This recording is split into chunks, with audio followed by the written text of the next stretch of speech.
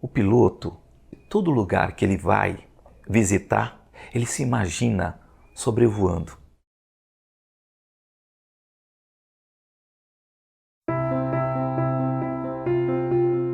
Quando eu subi o Monte Roraima, uma escalaminhada, 7 dias dentro do mato, subindo o Monte Roraima, cheguei no Monte Roraima e imaginei assim, isso aí há 4 anos. Eu falei, puxa, um dia eu quero vir voando.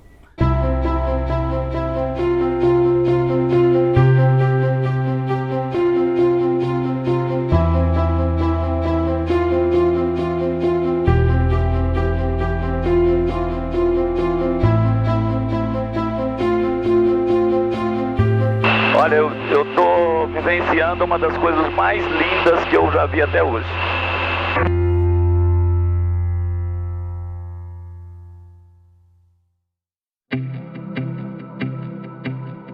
No Projeto Extremos do Brasil, a ideia fundamental é visitar os extremos do país e, mais do que conhecer os lugares, é conversar com as pessoas. Então nós vamos entender como pensam os extremos. E o projeto é para identificar as diferenças dos extremos, conhecendo as pessoas, conhecendo os seus valores, conhecendo as suas necessidades, conhecendo as suas expectativas e perspectivas para elas e do país. Isso é o fundamental que a gente vê no projeto, que é uma coisa que enriquece muito para quem vai para lá. Nós iniciamos pelo extremo leste, Fernando Noronha. Depois, numa segunda etapa, nós fizemos o extremo sudoeste, que é Costa Marques, para ir para o extremo Uísque, o extremo oeste, aonde nós fomos até a Serra do Moa, que é a divisa com o Peru. Estamos fazendo agora o extremo norte, com toda a divisa da Venezuela com a Guiana, né? A Guiana inglesa. Lima Vitor Golf, autorizado destino direto. E está autorizado também a sua ascensão visual. Lima Vitor Golf. O Lima Vitor Golf é autorizado 045, inicia a subida, senhor. Decolei de Manaus, eu iria reabastecer em, na verdade, uma pista no meio da floresta. E depois, abastecido, eu iria para Boa Vista. E do Boa Vista eu ficaria um dia e depois nós iríamos para o Monte Roraima e o Monte Caburaí. E estava tudo bem. E, de repente, eu vi uma chuva.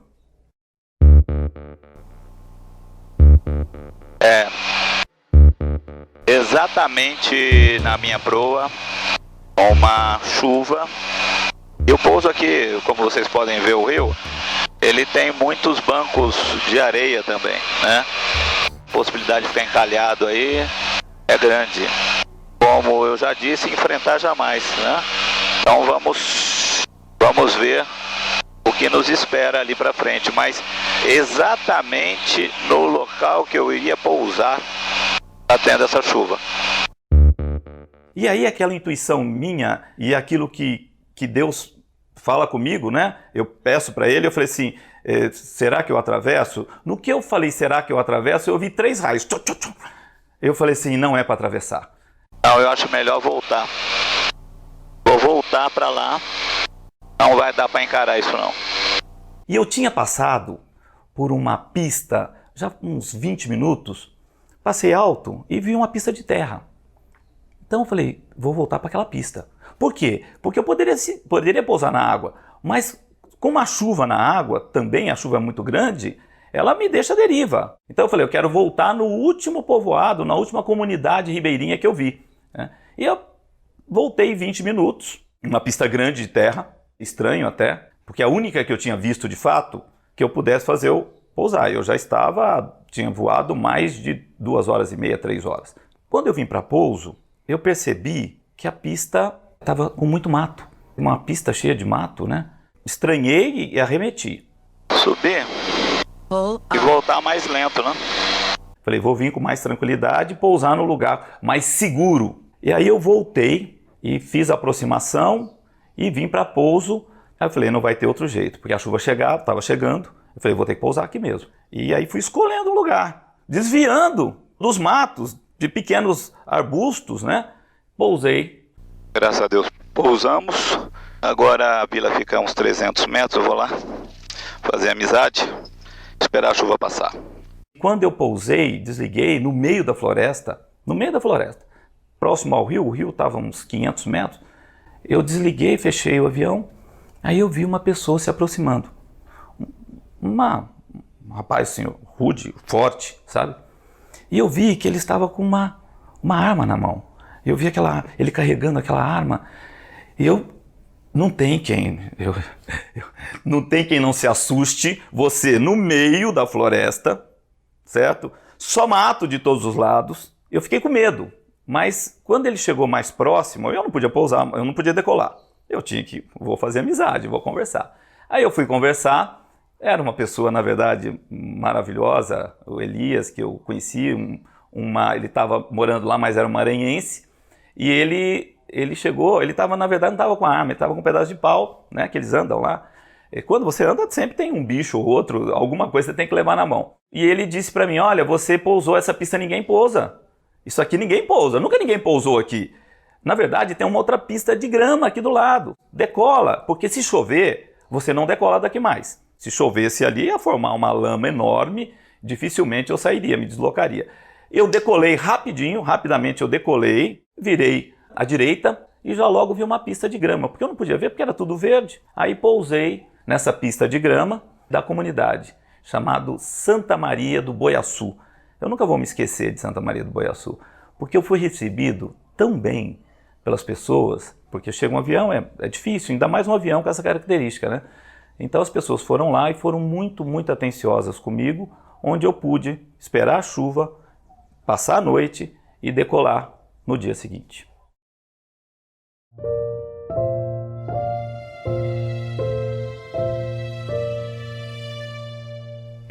A criança é um caso à parte, né, na aviação.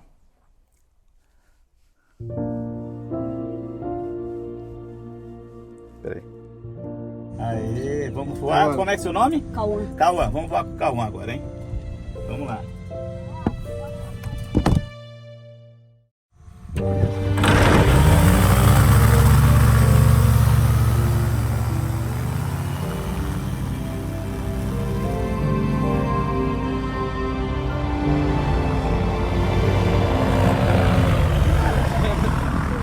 A criança é um caso à parte na aviação.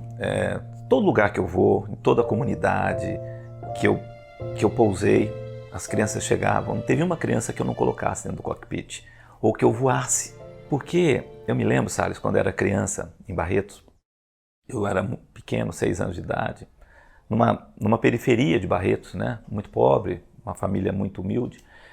Perto da minha casa tinha um aeroporto chamado, na época a gente chamava de campo de aviação.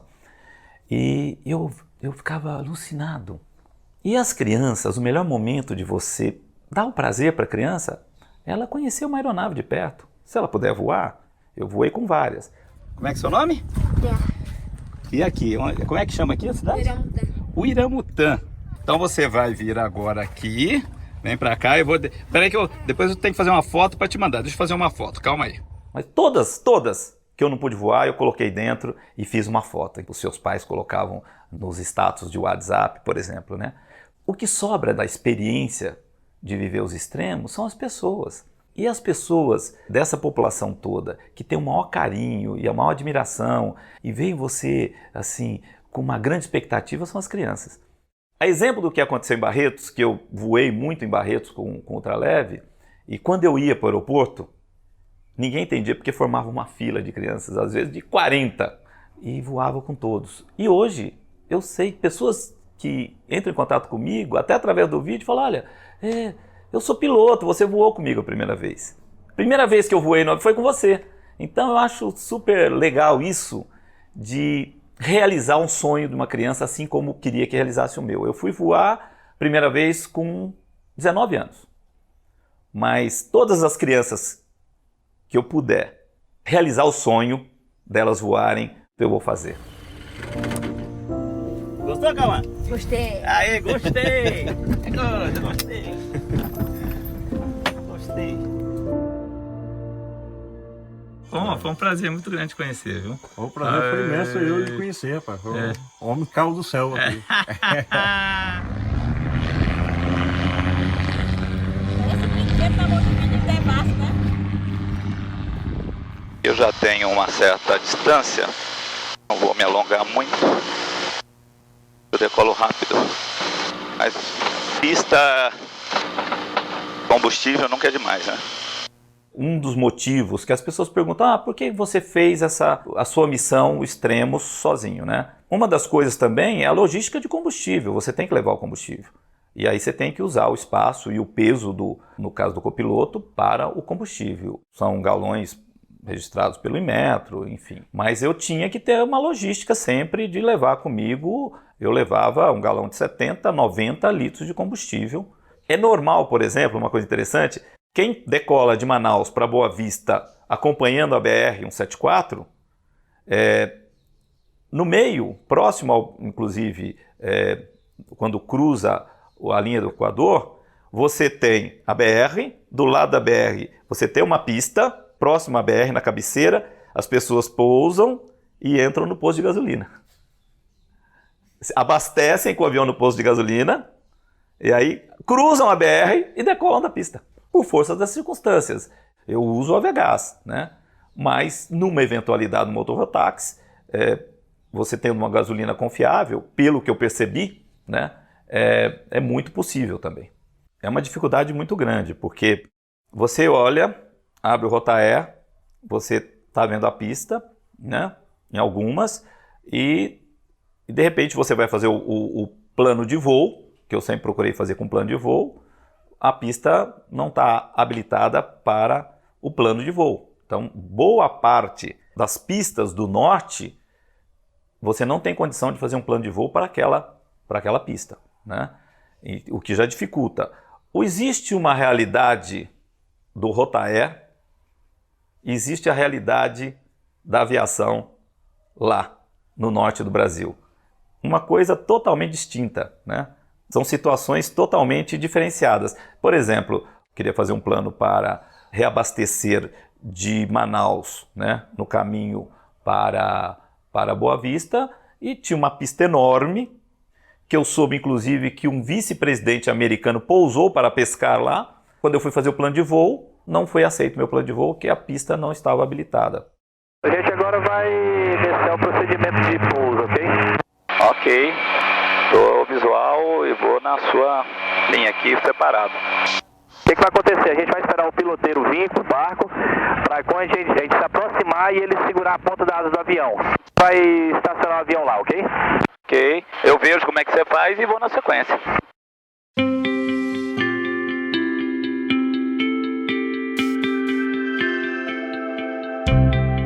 O hotel de selva nada mais é do que um conjunto de barcos, cada um com uma função. São quartos muito bons, com ar-condicionado lá é importante, uma estrutura boa, muito boa, recepção.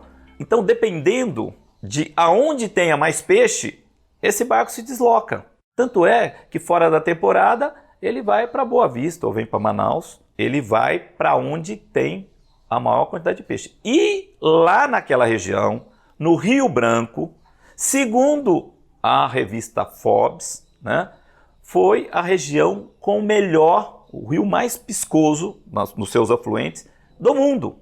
Quem mais gosta de pescar? Japonês, canadense, americano, australiano, eles gostam de pescar. Então, tem muitos gringos que usam. E as pessoas não conhecem. O brasileiro pouco sabe, né? Mas as pessoas atravessam o mundo para pescar nesses rios.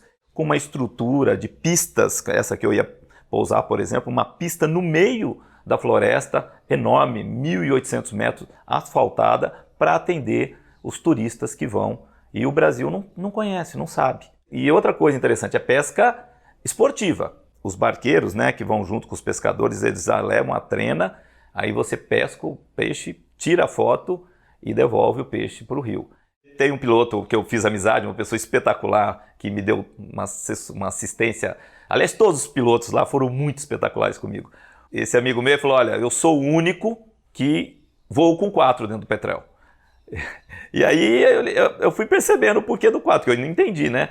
Aí veio ele, a esposa e a filha, pequenininha, que voa petrel desde da gravidez. Como ela está grávida novamente, então ele falou que, olha, eu carrego 4. Comandante, só para constar, do Rio Arariquara para cá, uma boa parte já é reserva indígena. Ah, aqui é reserva indígena? Pô, Então ali de Boa Vista começa a reserva São Marcos, aí depois emenda aqui com a Raposa Serra do Sol. Aqui a gente já está na Raposa. E aí a gente vai para Serra do Sol, que é lá perto do Monte Roraima. Por isso que o nome é Raposa Serra do Sol. Os índios, né, as tribos e as comunidades indígenas também existem, como existe na Amazônia. Onde eu cruzei na Amazônia, eu cruzei pelos índios isolados, cruzei por cima. Ali não, ali já são as comunidades, diversas comunidades indígenas em Roraima. O que a gente pode perceber de diferente, né, é que, primeiro, a gente tem uma visão equivocada. Eu confesso que quando eu olhava de longe, eu pensava assim, um índio querendo ficar lá no distante, na sua aldeia. O índio, Salles, ele é gente como nós. Ele quer as coisas que nós queremos. O índio quer celular, o índio quer geladeira, o índio quer ar-condicionado, o índio quer um trator. Ou você acha que ele quer carregar aquelas coisas tudo nas costas? Ele quer um trator. O índio quer os filhos na escola. O índio quer saúde, o índio quer educação, né? O índio é gente como a gente quer as mesmas coisas que a gente. E talvez isso eu tenha visto que cria esse conflito, né? Primeiro que eu percebi claramente que os índios, na sua boa-fé, eles são massa de manobra de instituições religiosas, ONGs. Isso é a pura realidade. Nós temos que respeitar a condição do índio, né? O índio merece respeito. E respeitar o índio, na minha opinião, é dar ao índio condição humana. Então o que eu percebi? Hoje tem um conflito que não é verbalizado muitas vezes, né? Mas aquela região inteira, que é a área, né, Raposa Serra do Sol, aquilo, os índios estavam distantes, eles estavam lá, mas eles não tinham a demarcação. Os fazendeiros eram uma das maiores regiões, um dos maiores produtores de arroz do Brasil, né? Tinha muito garimpo, e não que não continue tendo, está tendo muito garimpo. Era uma região muito rica, que por conta da demarcação, deixou de ser rica. A demarcação, que é enorme, eu voei 6 horas quando eu voltei do Monte Roraima, 6 não, mais, 6 horas, ida e volta, né, num único dia. E eu percebi toda a região, uma região de demarcação indígena. E não tem nada. Não existe nada, não existe um plantio, o que era arroz antigamente não tem, o que era criação de gado também não tem, né? É uma outra realidade. Eu não vou dizer que é melhor ou que é pior, mas é uma outra realidade do que existia antes. E é perceptível na população, e eu não estou dizendo entre os pilotos, mas na população que eu conversei em geral, que eles preferiam o antigamente. E a gente percebe, conversando com todos, que por mais que você tenha demarcação, você tenha proibição do garimpo, porque lá é uma região de garimpo, a maior do país. Por mais que tenha sido proibido, ele existe, né? Ele existe e com a permissão também dos índios. Conversando com um dos pilotos experientes lá, o Timbó, que é um dos pilotos mais experientes em Rondônia, muito respeitado, a gente percebe os índios, quando sobe uma canoa, dentro da sua reserva indígena, eles cobram 10 mil reais. Por quê? Essa canoa está subindo para fazer algum tipo de assistência social? Não, ela está subindo com material para o garimpo. E isso é cobrado um pedágio. Hoje os garimpos de Roraima funcionam pagando royalty já para o índio. Sim. Uma canoa para subir nos rios de Roraima, para ir lá para os garimpos, paga hoje em torno de 10 mil reais para chegar lá com uma carga. E já paga isso para os índios. Então está passando da hora de legalizar isso. O índio, de uma certa forma, ganha também, né? Não sei se mais que deveria ou menos que deveria, né? O garimpeiro ganha, certo? Quem perde é o governo. O governo perde, porque o governo não recebe imposto daquilo. O índio tem o direito, como ele tem o direito à terra, ele tem o direito à dignidade. Então, eu acho que os índios, eles estão integrados, eles podem se integrar mais. E eles são pessoas que querem cuidar da terra, amam a sua terra. No entanto, a gente tem que parar com essa hipocrisia de entender que a terra do indígena também, junto com ele, ela não possa, daquela riqueza, possa ter frutos para que ele se desenvolva, que ele possa cuidar dos seus filhos, que ele possa ter uma vida digna como um ser humano que ele é. O índio é ser humano. E a gente está em cima da riqueza, tá? Aqui tudo é minério aqui embaixo. Aqui os fazendeiros tinham mais de 100 anos morando aqui, com título e tudo. Foram desintrusados aqui, essa região toda aqui. Então, mas eles saíram porque o governo determinou? Foi o Lula tirou em 2002, eu acho. Sem exagerar, era para estar com 100 mil hectares de arroz, juntando todo o estado, plantando aí. Hoje a gente não tem 10 mil hectares de arroz plantado. O que eu percebi de aspectos preocupantes? No município de Uiramutã, me chamou a atenção uma faixa que estava lá. Diga não ao suicídio. No extremo do Brasil, onde as comunidades são indígenas. Tinha um professor que estava lá num projeto especial, eu entrevistei. Eu perguntei para o professor, qual é aqui a taxa de homicídio? Olha, nos últimos 3 anos nada, nenhuma. Mas não tem um crime passional? Não tem. Então do que morre? As pessoas morrem de suicídio, elas se suicidam. E ele foi tão pragmático, ele falou, elas suicidam por enforcamento e por mutilação. Lá eu fiquei espantado, porque a faixa etária das pessoas que cometem o suicídio é de 13 a 25 anos. Alguma coisa está acontecendo errado. Porque se tivesse tudo bem, esse índio não estaria cometendo suicídio. Eu verifiquei uma visão diferente entre os indígenas jovens e os indígenas mais antigos, seus pais, seus avós. Entendeu? Hoje, o jovem indígena, ele é como qualquer outro jovem. Ele quer ter o celular, né? Ele vê no celular as coisas que ele gostaria de ter e ele quer ter isso, coisa que o mundo inteiro tem. A única coisa que eu pude perceber, sem nenhum dado científico, é de que um conflito de gerações. A nova geração indígena com a geração mais antiga e o conflito, nesse conflito que não é resolvido, isso o professor pôde me dizer, inclusive. Durante esse longo tempo, já foram 18 suicídios aqui no município, né? Durante já uns de 5 anos para cá. 18 suicídios para quantos mil habitantes? Para 3 mil habitantes. Tem casos de pessoas com mais idade? Não, Porque... não. A gente, eu agrego assim, a gente trabalha com essa faixa etária de 12 a 20 anos, até 25 anos. Olha, muitos deles falam sobre depressão. As pessoas acham que a depressão é frescura, mas não é, ela mata. Ela mata silenciosamente. Muitas das vezes os pais acham, tu tá com frescura. Não, a depressão mata. Aonde eles chegam a se mutilar, por quê? Porque não tem essa conversa, esse feedback, né, entre pai e filho. Acaba o filho querendo fazer uma coisa, o pai não deixando, e isso os jovens se trancando. Os jovens são indígenas? A maioria dos jovens sim, são indígenas, todos eles são indígenas. Nas comunidades que eu passei, mais distantes, longínquas, você encontra sinal de internet. Então você tem internet por rádio. Hoje é uma aldeia global, meu amigo. E o índio tem. Ele tem internet, ele tem telefone, ele tem WhatsApp.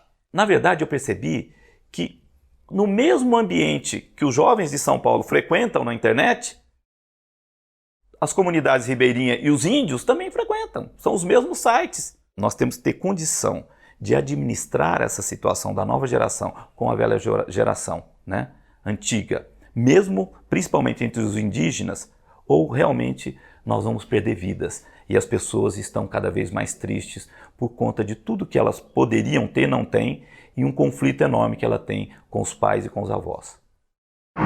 Eu vou decolar também. Pode ir que eu sou o quinto. Pouco já apontou uma 20 zona pra mim ali. Camilo, eu tô à tua direita. Tá, eu vou esperar todo mundo decolar aqui. O cabo apontou uma 20 pra mim também, Camilo. Felipe, vai devagar pra não jogar terra aqui. De boa, de boa. Ei, Camilo, o cabo apontou uma 20 pra mim também, viu? Ainda bem que não atirou. Todo local lá que eu tinha que fazer pousos, né? Eu pousava em reserva indígena. Quando você chega numa base ou nos lagos que eu pousei, tendo uma comunidade indígena, você sempre tem que ir lá. E a forma, você tem que compensar o indígena por conta de você estar usando, mesmo que um pouso simples, usando a área dele. Então, ia lá e dava uma gratificação ao índio por conta do uso da pista, que não foi o índio que fez, né? Foi o exército, mas está numa terra indígena. Quando nós decolamos do Monte Roraima, era uma pista isolada de qualquer comunidade indígena. Mas como não tinha condição de ir na comunidade mais próxima, a comunidade mais quando viu que nós vieram, mas nós já estávamos lá umas 2 horas e era hora de ir embora. Quando nós decolamos, os índios que chegavam apontaram uma arma, uma 12, e para as aeronaves que decolavam. Eu era o último, não cheguei a ver, mas os meus colegas pilotos da frente, eles até assustaram. Olha, estão apontando arma para mim aqui, estão apontando arma. Pouco já apontou uma 20 zona pra mim ali. Apontando a arma, bicho. Pra quem? Pra mim e pro Camilo. Com medo de tomar um tiro de 20, é? Ele pegava uns 5 daqui de cima. Ele apontou a 20 mesmo, Faria? Apontou a 20, apontou pra mim, primeiro pro Camilo, eu vim em seguida, ele apontou também pra mim. Apontou mesmo? Meu amigo, eu tô lhe dizendo, eu tava baixo, eu fui ver o fogo. Ele apontou a 20 pra gente, a arma, não sei se era 20. Na espingarda, calibre simples, né? Um tiro só. Pode ser até que tenham atirado. Eu acho que tudo tem limite. Eu acho justo uma compensação, né? Mas eu não acho justo que ninguém é garimpeiro nem nada ali, eles pudessem atirar como apontaram a arma e poderiam ter atirado, porque ninguém ouviu o barulho, mas viram claramente uma arma sendo apontada para as nossas aeronaves. Olha lá, vou pôr o 2000 aqui, porque a gente vai subir aqui lá, né? Não, mas é melhor baixar quem tá na terminal. Ah, tá na terminal. O aeroporto tá ali, ó. Passa baixando essa parte aqui todinha, porque o avião de Manaus passa por aqui esse horário. Ah, é o Boeing. Vou explicar uma coisa, esse aqui é o anel viário. Ah, tá. É tranquilo para pousar numa emergência, esse anel viário. Ele faz a volta na cidade inteira, entendeu? Ah, entendi. Logo que eu cheguei em Boa Vista, eu fui hospedado lá pelo Dr. Rudolf, que é um médico, piloto. O mundo da aviação é muito pequeno, né? Quando eu cheguei lá, eu percebi que muitas pessoas já tinham conhecimento do vídeo e do meu projeto. E o vídeo é que deu projeção a esse projeto. E quando eu pousei, ele estava me aguardando, mas logo em seguida chegaram 5 outras aeronaves que estavam me esperando, na verdade, na expectativa que eu chegasse. E foram todos no final da tarde, era no finalzinho da tarde, eles se deslocaram do aeroclube e foram lá me receber, me cumprimentar, enfim. Foi um espetáculo.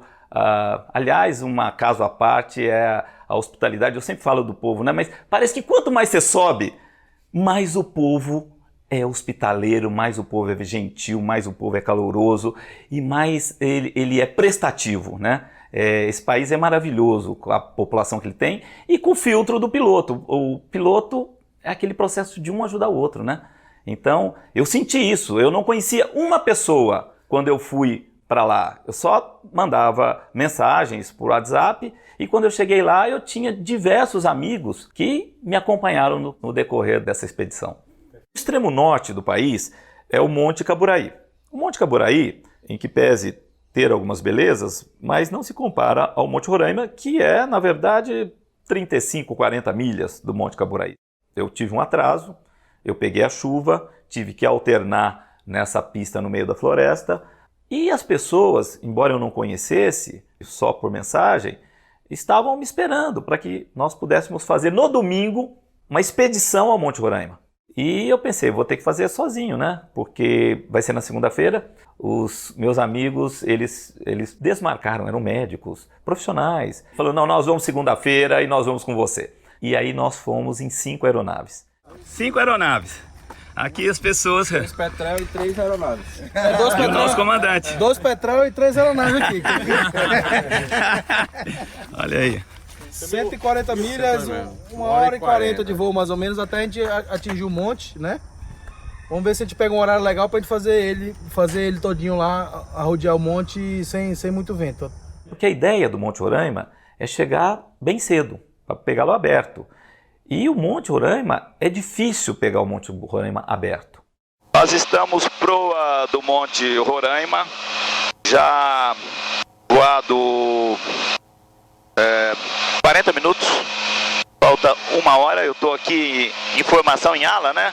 Nós, graças a Deus, tivemos um dia muito abençoado. Fomos cruzando toda a Raposa Serra do Sol e aquela paisagem meio única, porque não é floresta, né? Como disse, é uma savana. Próximo ao Monte Roraima já começa a ter árvores, tem formações e começa a ter rochosas e tem árvores, né? E na base do Monte Roraima é uma base de árvores altas. Nós fomos todos, eu fui por último e a gente no rádio conversando, aí o Camilo disse, na nossa proa já dá para enxergar o Monte Roraima. Ó, já tem visual do Monte Roraima lá, viu? A nossa 10 horas, 11 horas ali, aquela sombra já é ele.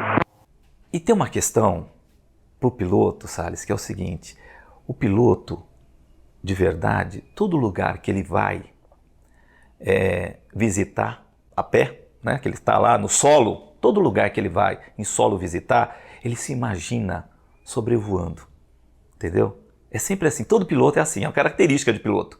Quando eu subi o Monte Roraima, que eu subi a pé, uma escalaminhada, 7 dias dentro do mato, subindo o Monte Roraima, eu cheguei no Monte Roraima e imaginei assim, isso aí há 4 anos. Eu falei, puxa, um dia eu quero vir voando. Então, voar aquele monte era alguma coisa para mim, um sonho. Quando nós fomos chegando, eu vi o Monte Roraima de longe, e ele se aproximando, e o tempo estava muito favorável. Aí o Camilo mesmo disse que estava na frente, era o número 1, todos nós tínhamos números, eu era o 5, né? Aí ele falou, César, abre para a esquerda, passa por nós vamos gravar você, fotografar. Quando eu passei por eles, eu acabei me tornando o primeiro. E aí, à minha esquerda, o monte. O monte é uma coisa inenarrável.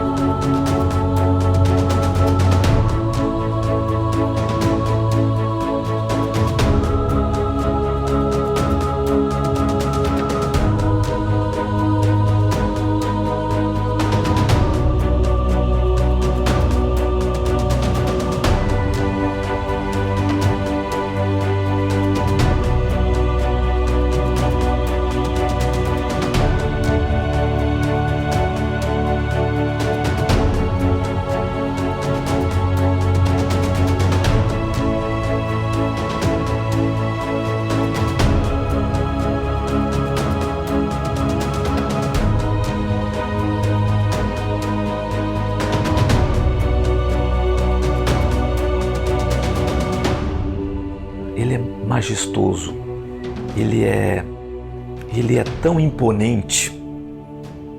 E o Monte Roraima é um pedaço da Terra de 2 bilhões de anos atrás. Poucos pedaços da Terra, né, datam de 2 bilhões de anos. Então, aqui na América, é o pedaço da Terra mais antigo que se conhece, né? Como ele, só na África. É uma das coisas mais bonitas que eu voei, com certeza. E aí você voando o monte, parece que ele está olhando para você e dizendo assim, você não é nada, você é uma mosquinha. Tô vendo a insignificância de vocês do lado desse monte aí, ó. Um pontinho amarelo no meio do monte. Se ela não quiser, e eu tenho várias histórias, você não se aproxima do Monte Roraima, porque os ventos são muito intensos. Eu em Ipanema, que estava vindo pelo Monte Roraima, o cara pegou uma radiadona de vento lá, parece que comprometeu a estrutura do avião. Ah, é? Em Ipanema, o Camilo vai te contar aí. Não foi em Ipanema não, foi um Air Tractor. Sabe aquele Air Tractor? O avião que é bem reforçado, né?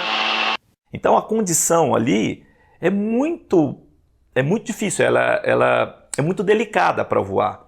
Entre o Monte Roraima existe o Cuquenã, que é um outro tepui. Tepui são esses montes naquela região que eles são uma mesa, né? Entre os dois tem uma passagem.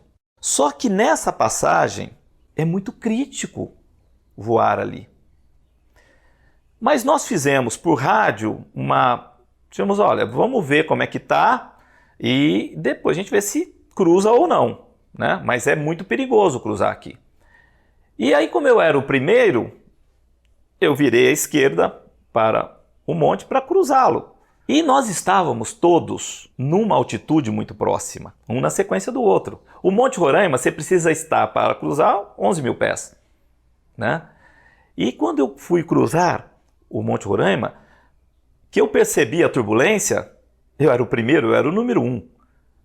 Mas aí eu me imaginei, eu não posso voltar mais. Porque se eu voltar e todos voltarem, que todos teriam que fazer 180 e voltar, nós poderíamos ter um problema, né? Já que todos estavam numa altitude limite.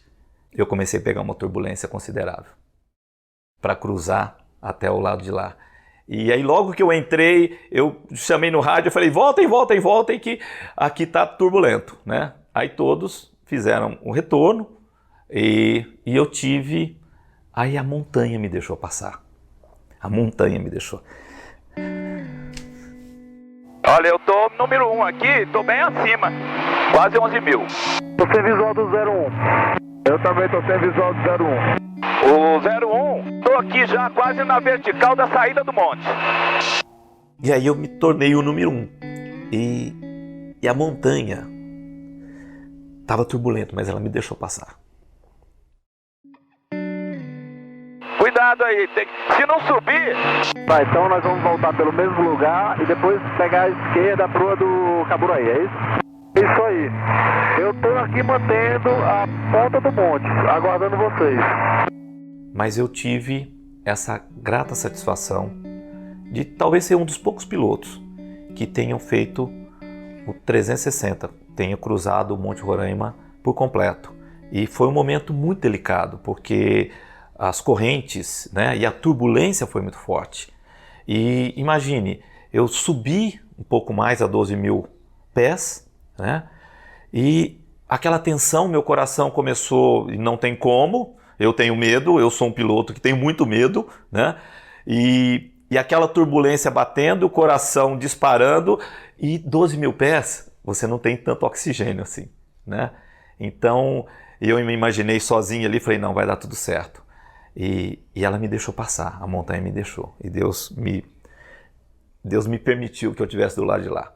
Num local que eles chamam, na verdade, entre o Roraima e o Cuquenã, é a garganta da morte. Isso não é dito pelos pilotos, né? É os próprios indígenas, os Pemons que falam. E lá tem uma questão mística que assusta, porque o Monte Roraima é um monte sagrado. E o Cuquenã, na língua Pemon, é matar-se. Morrer. Então, aquele monte, segundo a mitologia dos Pemons, foi formada por um índio que se matou. E aí o monte subiu. E as pessoas vão até o monte para se matarem também.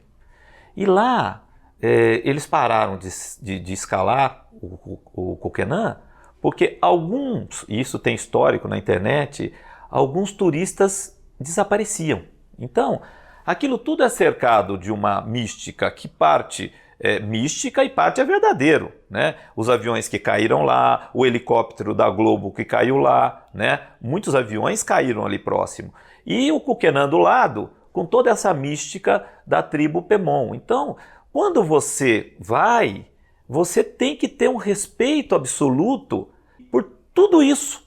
Então você olha para lá, você vê aquela coisa escura, imponente, linda, maravilhosa, olhando para você, e de repente ele falou para mim, hoje eu vou deixar você voar aqui. Olha, eu tô vivenciando uma das coisas mais lindas que eu já vi até hoje. Uma das cenas mais emocionantes. Vocês estão, Deus e vocês estão vindo. Então você não faz uma coisa dessa, uma missão dessa, sem confiar muito em Deus. Então, assim, as pessoas falam, você vai sozinho? Não, não, eu vou com Deus. E é um momento que eu converso com Deus muito, né? Então é um momento que Deus fala, olha, volta, eu volto, né? Então, quando eu vi lá o paredão, que eu falei, meu Deus, será que eu dou a volta? Aí eu vi os raios todos e eu falei, não, Deus mandou eu voltar, eu voltei. E quando eu voltei naquela chuva, o que ninguém previa, Salles, é que aquela chuva foi tão grande, foi uma das maiores chuvas que teve em Manaus. 2 pessoas morreram com as enchentes daquela chuva. Manaus está acostumado com chuva, mas foi uma chuva atípica. E eu teria chance zero, porque eu não poderia dessa volta. A chuva era muito grande. Então, na verdade, você não faz um projeto desse sem ter uma relação, sem ter uma fé muito grande. Então, todo momento que eu vou, eu oro. Todos os lugares que eu cheguei, no Extremo Uísque, Serra do Moa, no Monte Roraima, a primeira coisa que eu agradecer a Deus. Deus, obrigado. Eu sempre digo que eu sou copiloto, ele é o piloto. É um privilégio que eu agradeço muito a Deus de ter, de realizar e fazer os extremos do Brasil, né? De olhar, né, com os próprios olhos a grande obra que Deus fez. Então, a cada momento, cada lugar que eu vou, eu posso agradecer primeiro a grandiosidade do que Ele criou. Tive a oportunidade de ver a obra de Deus, 2 grandes manifestações. As pessoas falam, você não tem medo? Eu tenho muito medo. Medo que você tem de cruzar num ponto mais inóspito da floresta, 3 horas e meia de perna, eu não tinha nada, nenhum suporte embaixo. Sobrevoar o Monte Roraima e eu ter tido a oportunidade, o privilégio de fazê-los 360, né? Eu não consigo entender que eu faça isso sem que Deus tenha me auxiliado, sem que Deus estivesse comigo a cada momento. Então, sempre quando eu vou e que eu termino uma missão, eu dedico e agradeço a Deus, porque é Ele que me levou.